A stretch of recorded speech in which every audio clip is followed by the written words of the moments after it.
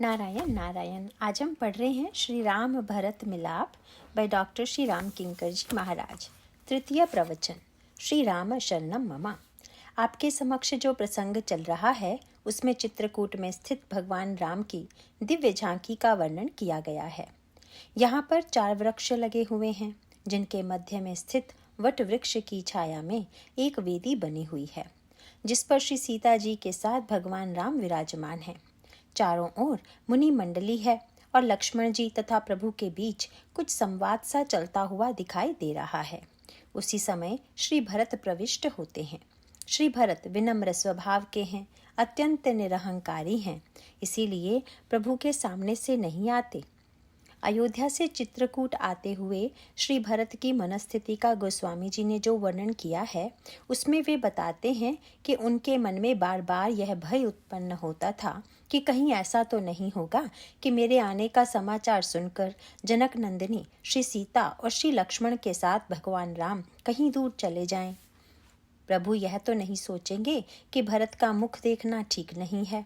श्री भरत इस प्रकार से अपनी निरअहंकारिता और स्वभाव के कारण एक अपराध भावना से ग्रस्त दिखाई देते हैं।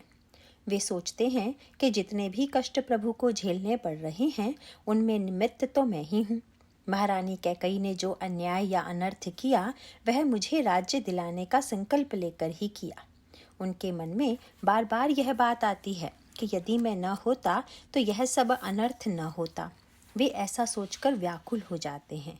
जब वे अपनी ओर देखते हैं तो एक आशंका का जन्म होता है, पर जब भगवान के स्वभाव की ओर उनका ध्यान जाता है तो उन्हें लगता है कि भले ही मुझ में दोष हो, मैं अपराधी हूँ, पर मुझे विश्वास है यद्यपि जन्म कुमातु ते मैं सठु सदा सदोष आपन जानी न त्यागी हई मोहि रघुबीर भरोस।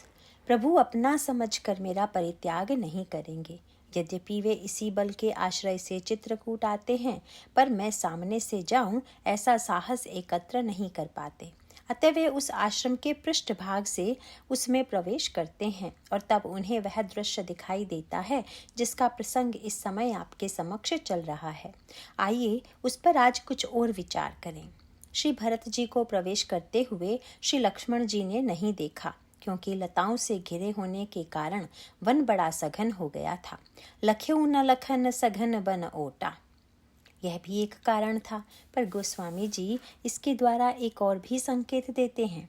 इससे पहले प्रसंग आता है कि प्रभु ने जब भरत जी के आगमन का समाचार सुना तो उस समय उनके चेहरे पर चिंता के कुछ चिन्ह दिखाई पड़े। लक्ष्मण जी ने सोचा कि भरत सेना लेकर आ रहे हैं। इस समाचार को सुनकर प्रभु चिंतित हुए हैं क्योंकि व्यक्ति सेना लेकर तो युद्ध करने के लिए ही आता है। लक्ष्मण जी को ऐसा लगता है कि भरत 14 वर्ष के राज्य से संतुष्ट न होकर चाहते हैं कि राम से युद्ध करके अपने लिए निष्कटंक राज्य प्राप्त कर लें। यह लक्ष्मण जी के हृदय की एक आशंका है कि ऐसा भी तो हो सकता है। यह उस समय उनके मुख से बड़ी तेजस्विनी वाणी निकली। उसके पश्चात वर्णन आता है कि उन्हें अपने इस चिंतन पर संकोच हुआ क्योंकि वे श्री भरत को समझ नहीं पाए थे। और यहाँ पर यह संकेत है कि वे श्री भरत को देख नहीं पाए। श्री भरत जी श्री लक्ष्मण जी को सबसे अधिक सौभाग्यशाली मानते हैं और उनके लिए उनके मन में अत्यंत स्नेह तथा सम्मान की भावना है।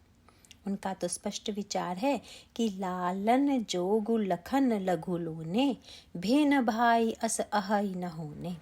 उनके समान भाई न तो कोई हुआ है और न होगा। सांकेतिक अर्थों में इसका तात्पर्य यही है कि श्री भरत ने श्री लक्ष्मण जी के प्रेम को, भ्रातृत्व को पहचाना, पर श्री लक्ष्मण जी ने श्री भरत श्री के बारे में यहाँ तक कह दिया था कि कुटिल कुबंधु कु अवसरु ताकी जानी राम बनवास एकाकी करी कुमंत्र मन साजी समाजू आय करई अकंटक राजू। पर प्रश्न यह है कि क्या यह श्री लक्ष्मण जी के अज्ञान का प्रतीक है? और इसका उत्तर केवल एक ही है कि श्री भरत श्री को न समझ पाना या न देख पाना श्री लक्ष्मण जी का अज्ञान न होकर उनका भगवान राम के प्रति अत्यधिक प्रेम का होना है। श्री भरत के प्रति उनकी किसी विरोध की भावना के कारण नहीं है क्योंकि वे भगवान राम के मुख पर चिंता की एक रेखा तक नहीं देख सकते। कहा भी गया है कि प्रेम में अनिष्ट की आशंका ही सर्वदा होती है, जिसके लिए शब्द दिया गया प्रेमानिष्ट शंकी। बालक कहीं भी गया हो, उसे लौटने में विलंब होते देखकर माँ के मन में अनिष्ट की ही आशंका होती है। श्री लक्ष्मण जी के चिंतन में भी ठीक यही मूल कारण है। प्रभु की चिंता को वे इस रूप में लेते हैं कि प्रभु सोच रहे होंगे कि क्या अब भाई भाई में युद्ध होगा।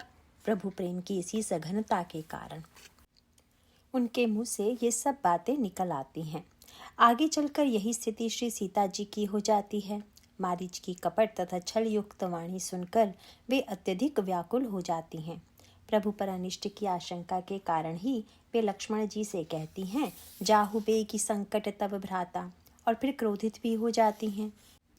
यद्यपि श्री भरत और श्री लक्ष्मण दोनों को ही प्रभु से प्रगाढ़ प्रेम है, पर दोनों में एक अंतर है। गोस्वामी जी ने श्री लक्ष्मण के प्रेम की तुलना चातक के प्रेम से की है तथा श्री भरत की तुलना चातक और हंस के मिले जुले रूप से की है। तुलसीदास जी कहते हैं कि राम प्रेम भाजन भरतु, बड़े न एहि करतूति, चातक हंस सराहियत, टेक विवेक विभूति। श्री भरत जब लक्ष्मण जी को देखते हैं तब उनके इस विवेक की दृष्टि का परिचय मिलता है, और जब लक्ष्मण उनको नहीं देख पाते हैं तो यह उनके राम प्रेम की सघनता के कारण है।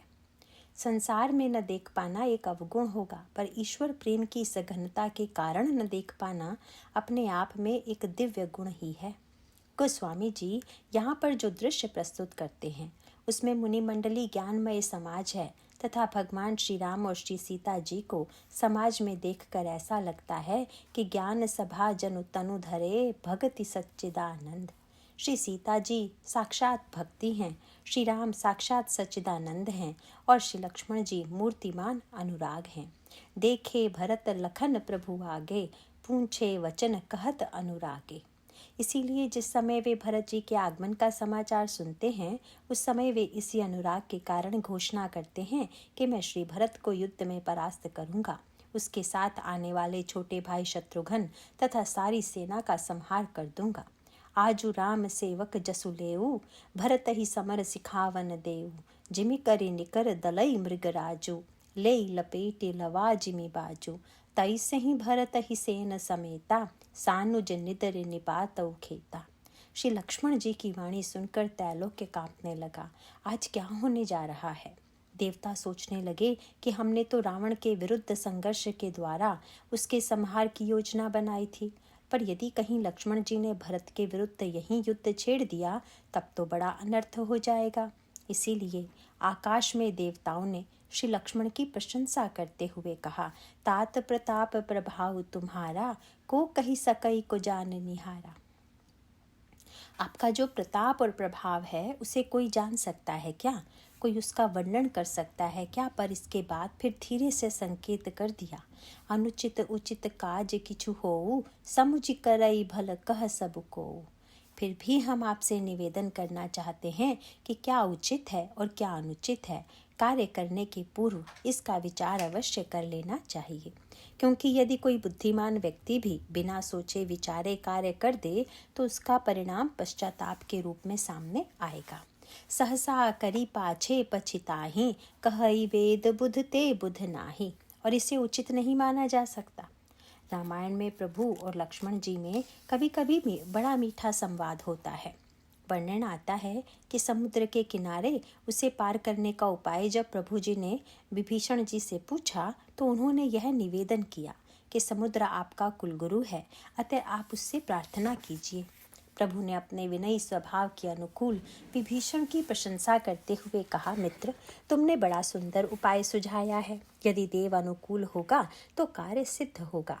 पर यह देव शब्द जब प्रभु के मुख से निकला तो सुनकर लक्ष्मण जी ने कहा, प्रभु, यह अनशन करने का समय नहीं है, आप क्रोध कीजिए और इस समुद्र को सुखा दीजिए। मंत्र न यह लक्ष्मण मन भावा, राम वचन सुनि अति दुख पावा। नाथ दैव कर कवन भरोसा, सोशई सिंधु करई मन रोसा। कादर मन कहूँ एक अधारा, दैव दैव आलसी पुकारा। प्रभु, आपके मुख से तो शौर्य की वाणी निकलनी चाहिए, उपवास और कायरता की नहीं। भगवान राम ने हंसकर कहा, तुम्हारी बात ठीक ही है, हम युद्ध के लिए जा रहे हैं, अतः शौर्य की आवश्यकता तो है ही। पर लक्ष्मण, तुम जानते ही हो कि धर्मरथ, जिससे युद्ध लड़ा जाता है, के दो पहिए हैं, सौरज धीरज तेहि रथ चाका। इसीलिए शौर्य की बात यदि तुम कह रहे हो तो दूसरी धैर्य की बात मेरी मान लो। प्रभु का वाक्य ही है, सुनत बिहसी बोले रघुबीरा, ऐसे ही करब धरऊ मन धीरा। क्योंकि जीवन में शौर्य और धैर्य दोनों का ही सामंजस्य होना चाहिए।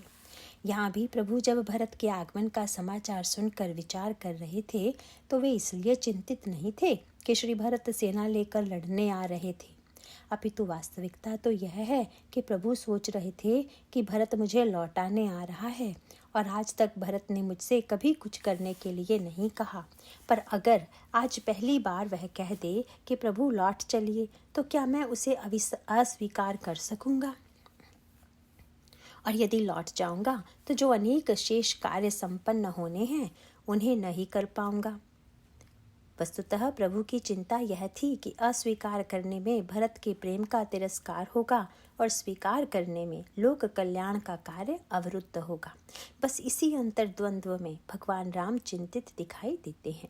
यद्यपि थोड़ी ही देर बाद श्री राम शांत भी हो जाते हैं, और शांत क्यों हो जाते हैं इसका भी कारण है। जैसे आप नदी में बहते हुए डूबने वाले हों, उस समय बचने की दो ही स्थितियां हो सकती हैं, या तो कोई बाहर से बचाने वाला आ जाए, सहायता मिल जाए, या फिर नदी में कम गहराई का कोई स्थल मिल जाए जहां पांव टिक सके। गोस्वामी जी इसका बड़ा सुंदर चित्र प्रस्तुत करते हुए कहते हैं कि भरत सुभाव समझु मन माही, प्रभु चित्त हित स्थिति पावत नाही। पहले तो प्रभु चिंतामग्न थे, पर बाद में उन्होंने यह समाधान कर लिया कि जब आज तक भरत ने ऐसी बात नहीं की तो आज भी वे नहीं करेंगे। समाधान तब भा यह जाने, भरत कहे महु साधु सयाने। भरत तो साधु हैं और साधु तो हमेशा दूसरे के काम को बनाते हैं, अतः मुझे डरने की कोई आवश्यकता नहीं है। यद्यपि यहाँ पर प्रभु का समाधान हो गया, पर श्री लक्ष्मण जी तो आवेश में थे। उन्होंने उस समय श्री भरत के लिए बड़े कठोर से कठोर शब्दों का प्रयोग किया। वे कहते हैं कि कुटिल कुबंधु कु अवसर ताकी, जानि राम बनवास एकाकी, करी कुमंत्र मन साज समाजु, आए करई अकंटक राजू, कोटि प्रकार कलपि कुटिलाई, आए दल बटोर दोई भाई। जौं जिय होती न कपट कुचाली, केहि सोहाती रथ बाजी गजाली। किंतु प्रभु धैर्य पूर्वक सब सुन रहे थे। अब आप सोचिए, अगर यह दुष्टता में कही गई बात होती तो प्रभु डांट सकते थे, रोक सकते थे, पर वे मौन रहे। वाल्मीकि रामायण में वर्णन आता है कि प्रभु ने लक्ष्मण जी को फटकार दिया, तुम्हें ऐसा नहीं कहना चाहिए, पर तुलसी के राम किसी और कल्प के प्रतीत होते हैं। वाल्मीकि के राम से उनका स्वभाव थोड़ा भिन्न है, और दोनों ही ठीक हैं, क्योंकि कल्प भेद से कुछ परिवर्तन भी स्वाभाविक है। गोस्वामी जी कहते भी हैं, कलप कलप प्रति प्रभु अवतरहि, चारु चरित नाना विधि करहि। वाल्मीकि के राम शक्ति संपन्न और सत्यनिष्ठ हैं। प्रभु के ये दोनों गुण वहाँ पग पग पर दिखाई देते हैं, पर गोस्वामी जी के राम तो शील निधि हैं। बल्कि रामायण में तो प्रभु ने लक्ष्मण जी से यहाँ तक कह दिया कि यदि राज्य के कारण तुम भरत के लिए इतनी कठोर बात कहते हो तो मैं उनसे कह दूंगा कि वे राज्य तुम्हें दे दें, और मेरा विश्वास है कि वे दे भी देंगे। वहाँ पर भगवान राम की यह बात सुनकर लक्ष्मण जी सकुचा गए, और यहाँ देवताओं की आकाशवाणी से वे संकोच में पड़ गए। प्रभु तो सब धैर्यपूर्वक सुन रहे थे, क्योंकि तुलसी के राम लक्ष्मण जी को संकोच में नहीं डालते, अपितु वे तो उल्टे उनके संकोच को दूर करने की चेष्टा करते हैं। गोस्वामी जी कहते हैं, सुनिसुर वचन लखन सकुचाने, राम सीय सादर सन माने। भगवान राम ने बड़े स्नेह से उन्हें अपने और सीता जी के बीच में बैठा लिया। उनके सिर पर दोनों ने हाथ रख दिया और बड़े प्रेम से कहा, लक्ष्मण, तुम्हारा कथन नीति की दृष्टि से बिल्कुल ठीक है कि राजमद से व्यक्ति अनर्थ की सृष्टि कर सकता है। कही तात तुम नीति सुहाई, सबते कठिन राजमदु भाई। वस्तुतः प्रभु जानते हैं कि लक्ष्मण प्रीति के अतिरेक के कारण ऐसा कह रहे हैं। वे मेरे विरुद्ध अपने छोटे भाई शत्रुघ्न तक को नहीं सह सकते। और फिर प्रभु के बोलने की कला तो अद्भुत है। उनकी वाणी में शील प्रेम है। क्या कहा जाए प्रभु के अद्भुत शील के लिए। मुझे स्मरण आता है कि एक श्रोता ने होशंगाबाद में मेरे पास लिख कर भेजा कि रामायण मुझे बड़ी प्रिय है, लेकिन एक प्रसंग ऐसा है जिसे पढ़कर मैं तुलसीदास जी से बड़ा रुष्ट होता हूँ। उन्होंने लिख दिया था कि इंद्र ने लंका युद्ध के प्रारंभ में रथ नहीं भेजा, पर जब बाद में उसे लगा कि श्री राम रथ के बिना भी युद्ध जीत जाएंगे तो उसने रथ भेज दिया। यहाँ तक तो ठीक है, पर तुलसीदास जी को देखिए, उन्हें क्या सूझा। लिख दिया कि हर्षि चढ़े कौशलपुर भूपा। भगवान श्री राम प्रसन्न होकर रथ पर चढ़ गए। यदि मैं होता तो इंद्र के रथ को लात मारकर लौटा देता। ले जा इसे वापस, मुझे तेरे इस रथ की आवश्यकता नहीं है। मैंने उनसे कहा कि समस्या यही है कि आप जो बोल सकते हैं वह भगवान राम नहीं बोल सकते, और यदि हम भगवान राम जैसा बोलना सीख लें तभी राम राज्य की स्थापना हो सकती है। प्रभु की वाणी में शील, संयम और प्रेम तीनों का समावेश होता है। वे समर्थन और विरोध दोनों करते हैं, पर कटुता पूर्वक नहीं करते। वे ऐसा सुंदर व्यवहार करते हैं कि जिससे लक्ष्मण या भरत किसी के प्रति भी अन्याय न हो। प्रभु ने लक्ष्मण जी का समर्थन करते हुए कहा, लक्ष्मण कही तात तुम नीति सुहाई, सबते कठिन राज मधु भाई, जो अंचवत नृप मात ही तेई। तुमने ठीक ही कहा कि सत्ता उन्मत्त बनाती है, पर यह वाक्य सबके लिए समान रूप से ठीक नहीं है। उन्मत्त तो वे होते हैं जिन्होंने सत्संग नहीं किया है। नाहिन साधु सभा जैसे। फिर प्रभु ने धीरे से भरत जी की प्रशंसा प्रारंभ कर दी। उन्होंने कहा, लक्ष्मण भरत को अयोध्या का राज्य पाकर क्या त्रैलोक्य के राज्य पाने से भी मद नहीं हो सकता, क्योंकि भरत ही होई न राज मधु, विधि हरिहर पद पाई, कबहू की कांजी सी करनी, क्षीर सिंधु बिरसाई। एक बूंद खटाई से क्या क्षीर सिंधु फट जाएगा, बिगड़ जाएगा। प्रभु कहते हैं कि तिमिर तरुण तरिन ही मकु गिलई, गगनु मगन मकु मेघ ही मिलई, गोपद जल बूधई घट जोनी, सहज क्षमा बरु छाड़ई छोनी, मसक फूक मकु मेरु उड़ाई, होई न नृप मधु भरत ही भाई। सुनकर लक्ष्मण जी को बिल्कुल बुरा नहीं लगा। वे सोचने लगे कि आवेश में मैं न जाने श्री भरत के प्रति क्या क्या कह गया, और तब प्रेम के दिव्य स्वरूप श्री भरत के प्रेम में लक्ष्मण जी ओतप्रोत हो गए। परंतु श्री लक्ष्मण जी के इस अद्भुत प्रेम को समझने के लिए हमें एक पूर्व प्रसंग की ओर चलना होगा। वर्णन आता है कि सुमित्रा अम्बा ने वनगमन के समय कह दिया था कि लक्ष्मण तुम्हारे लिए नाते का एक ही आधार है, राम। तुम्हें तो केवल राम के नाते से ही सब संबंध मानना है। पूजनीय प्रिय परम जहाते, सब मानियई राम के नाते। और सचमुच यही लक्ष्मण जी के जीवन में साकार हो रहा है। भरत जी जिस समय आश्रम में प्रवेश कर रहे हैं, उस समय लक्ष्मण जी भैया भरत के अनुराग में डूबे हुए हैं।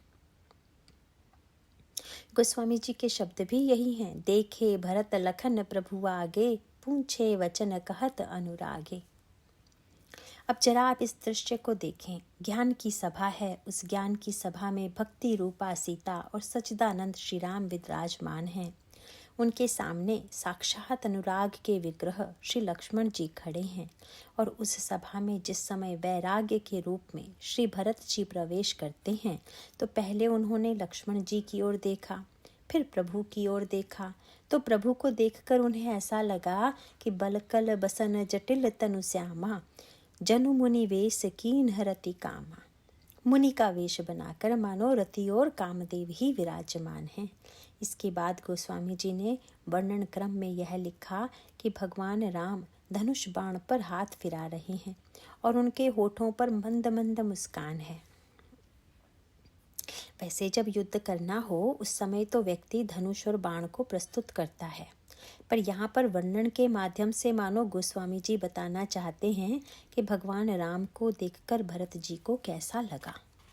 साधारणतः तो यही माना जाता है कि वैराग्यवान का स्वरूप बड़ा शुष्कता पूर्ण होता है। विरागी को हम नीरस मानते हैं। इस संदर्भ में कल आपके सामने यह बात कही गई थी कि वैराग्य ढाल है। ढाल कठोर चमड़े की बनाई जाती है।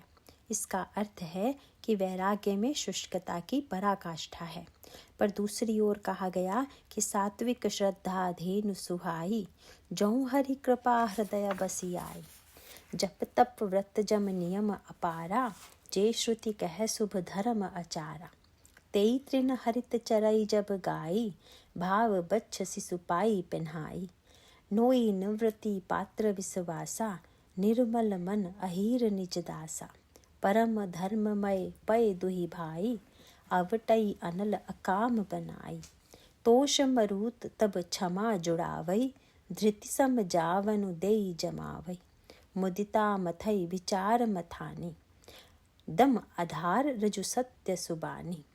तब मथि काढ़ी लेई नवनीता, बिमल बिराग सुभग सुपुनीता। यह बिमल बिराग नवनीत है। जैसे दूध को परिपक्व करके दही बनाया जाए, फिर उसका मंथन करके नवनीत प्राप्त होता है, उसी तरह वैराग्य भी तब उत्पन्न होता है जब सात्विक श्रद्धा की गाय को सत्कर्म साधना और जप तप का चारा खिलाया जाए, विश्वास का बर्तन हो, निर्मल मन का अहीर हो, निवृत्ति की नोई हो, और उस श्रद्धा रूपी गाय को जब निर्मल मन का अहीर दुहे, तब परम धर्म रूपी अहिंसा दुग्ध की प्राप्ति हो। पर अहिंसा वृत्ति ही अंतिम वस्तु नहीं है। यद्यपि इससे समाज में सम्मान प्राप्त होता है, महानतम सिद्धियां प्राप्त होती हैं, पर इससे कुछ प्राप्त न करके निष्कामता की अग्नि में इसे परिपक्व करें। इस समय यह सावधानी भी रखने की आवश्यकता है कि कहीं निष्कामता की गर्मी न आ जाए, क्योंकि बहुधा सकाम व्यक्ति थोड़े कोमल स्वभाव के होते हैं और निष्काम लोग उनसे थोड़े भिन्न स्वभाव के होते हैं। इसीलिए उसे ठंडा करना पड़ेगा। और तब तोष मरुत तब क्षमा जड़ावई, संतोष की वायु से उस दूध को ठंडा कीजिए। क्षमा ही शीतलता है। धृति के जामन से उसे जमाना होगा। फिर उस दधी का मुदिता वृत्ति से, विचार की मथानी से, दम आधार रजु सत्य सुबानी, सत्य की रस्सी से दमे को आधार बनाकर जब मंथन किया जाता है, तब वैराग्य रूपी नवनीत उत्पन्न होता है। तब मथि काढ़ी लेई नवनीता, बिमल बिराग सुभग सुपुनीता। इस तरह वैराग्य का उदय कितना कठिन है, वह इन पंक्तियों के द्वारा समझा जा सकता है। अगर आप गहराई से चिंतन करें तो आपको लगेगा कि इन पंक्तियों के बिना संसार में देखने शब्द का क्या तात्पर्य है, इसका बोध नहीं होता। संसार का व्यक्ति अधिक से अधिक यही कहेगा कि इसे मैंने अपनी आँखों से देखा है, पर क्या सचमुच हमारी आँखें सही सही देखती हैं? यहाँ हम कह भी सकते हैं कि हमारी आँखें सही नहीं देख पाती, क्योंकि यदि हम आँखों पर रंगीन चश्मा चढ़ा लें तो वस्तु उस रंग की दिखाई देने लगेगी। और जब नेत्रों में 5-5 ऐसी वृत्तियाँ समाई हुई हैं कि जिनका वर्णन महर्षि पतंजलि अविद्या, अस्मिता, अभिनिवेश, राग और द्वेष के रूप में करते हैं, और ये सब अपने पराई के भेद, मैं शरीर हूँ आदि ज्ञान और भ्रांति के रूप में मनुष्य के अंतःकरण में विद्यमान रहते हैं, व्यक्ति दावा भले ही देखने का करे, पर वह इन पांचों को मिटाने या इनसे शून्य हो जाने पर ही व्यक्ति को वैराग्य की प्राप्ति होती है। पर अंत में इस वैराग्य को भी योगाग्नि में जलाने से, ममता रूपी मल के जल जाने के बाद ज्ञान की प्राप्ति होती है। इसका अर्थ है कि वैराग्य की प्राप्ति इतनी उत्कृष्ट साधना का परिणाम है कि उसे बिरले व्यक्तियों के जीवन में ही देखा जाता है। पर भरत जी के जीवन में जो वैराग्य है, वह साधनाजन्य वैराग्य नहीं है। रामचरितमानस में 2 महान विरागी हैं, एक महाराज श्री जनक तथा दूसरे श्री भरत। गोस्वामी जी ने दोनों की तुलना भी की है। श्री भरत जी को वे योगी की उपाधि देते हैं। जब श्री भरत जी चित्रकूट के आश्रम में प्रवेश करते हैं, उस समय गोस्वामी जी कहते हैं, करत प्रवेश मिटे दुख दावा, जनु जोगी परमारथु पावा। श्री भरत योगी हैं और दूसरी ओर श्री जनक जी की वंदना करते हुए वे कहते हैं कि प्रणव परिजन सहित विदेहु जाहि राम पद गूढ़ स्नेहु जोग भोग मह राख्यउ गोई राम बिलोकत प्रगटेउ सोई। इस प्रकार जनक और श्री भरत दोनों ही महानतम योगी हैं और दोनों में ही वैराग्य है। महर्षि जनक के जीवन का वैराग्य भी साधना का परिणाम नहीं है। बहुधा साधना के द्वारा वैराग्य प्राप्त करने पर एक कमी मैं वैराग्यवान हूँ इस रूप में शेष रह जाती है, क्योंकि उसे यह भान रहता है कि मैंने इसे साधना से पाया है। राजर्षि जनक इसे स्वयं स्वीकार करते हैं कि यह वैराग्य किसी साधना का फल नहीं है, अपितु मेरा मन सहज रूप से विरागी है। पर श्री भरत जी ने अपनी वाणी से कभी नहीं कहा कि मैं सहज विरागी हूँ। श्री भरत तो इतने अहम शून्य हैं कि उन्हें अपने विरागी होने तक का भी भान नहीं है। उनका चरित्र इतना सहज और सरल है, इसलिए चित्रकूट के मार्ग में जब बड़े बड़े सिद्ध साधक गण उन्हें देखते हैं तो वे मुक्त कंठ से भरत जी की प्रशंसा करते हुए कहते हैं, निरखी सिद्ध साधक अनुरागे सहज स्नेहु सराहन लागे। मानो महाराज जनक से भी बढ़कर किसी के जीवन में यदि स्नेह वैराग्य की पराकाष्ठा है तो वह श्री भरत के जीवन में है।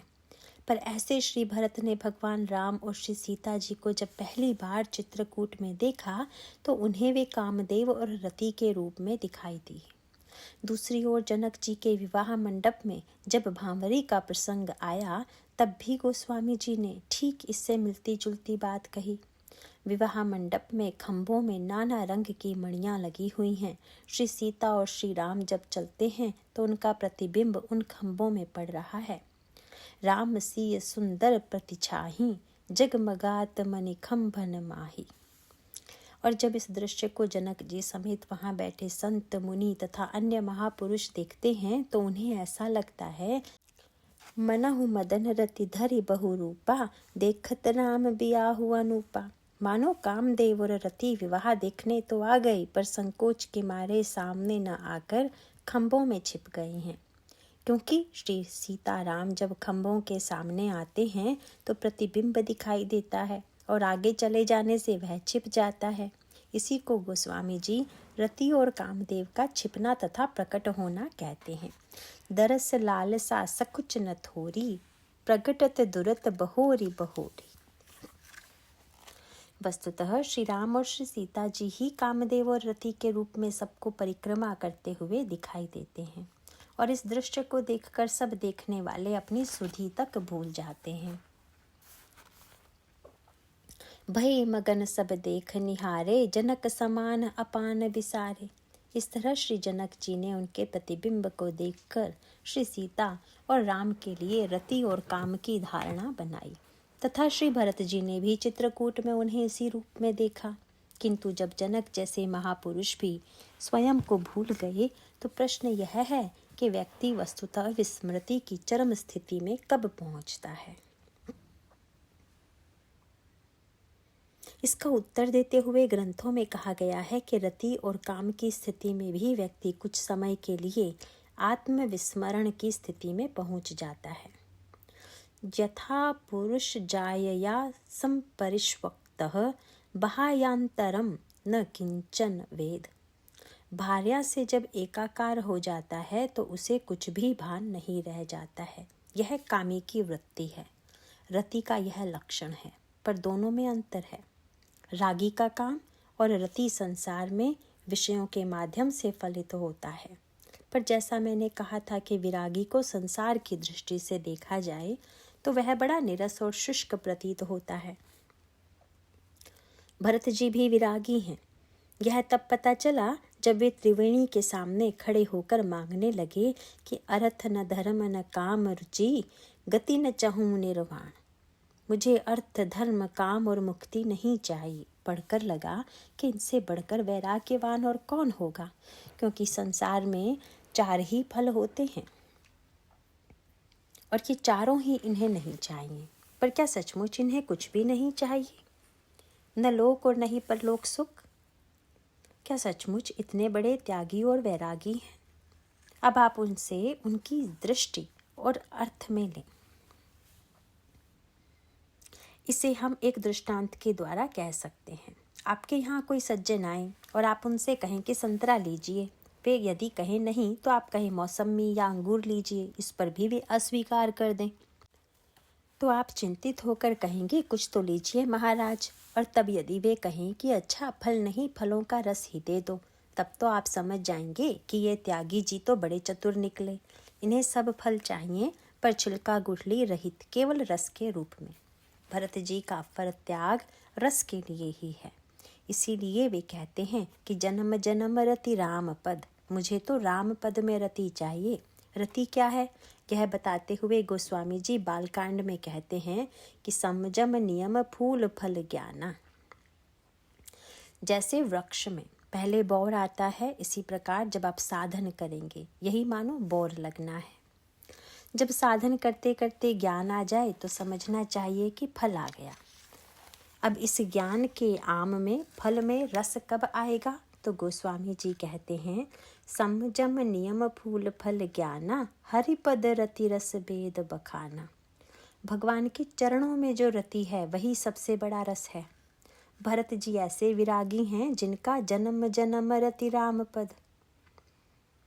भगवान राम के चरणों में तीव्रतम राग है। इसी की ओर संकेत करते हुए गोस्वामी जी ने कहा कि जही लगी विरागी अति अनुरागी, विगत मोह मुनि वृंदा।